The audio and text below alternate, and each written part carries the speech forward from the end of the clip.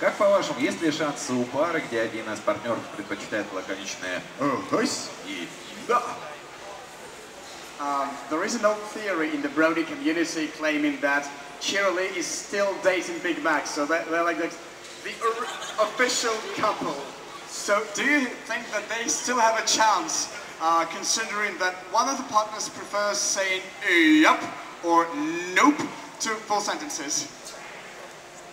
Yup.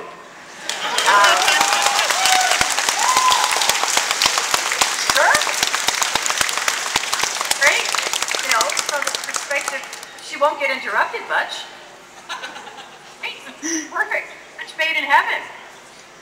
Oh, I love them. I mean, when we did that episode, Hearts and Hooves, that was one of the most, I had so much fun that day in the studio. We were laughing all the time. We could barely get through takes. It was one of the most fun experiences I've ever had voicing on the show. And yeah, it's good.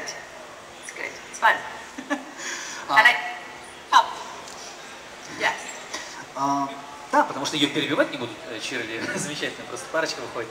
В тот день, когда мы записывали эпизод Hearts and Hooves, «Сердца и копыта», это был один из самых таких позитивных дней, просто мы очень много смеялись, и еле-еле у нас получались нормальные дубли, потому что мы много смеялись. Да, из них вышла бы замечательная парочка, я это поддерживаю.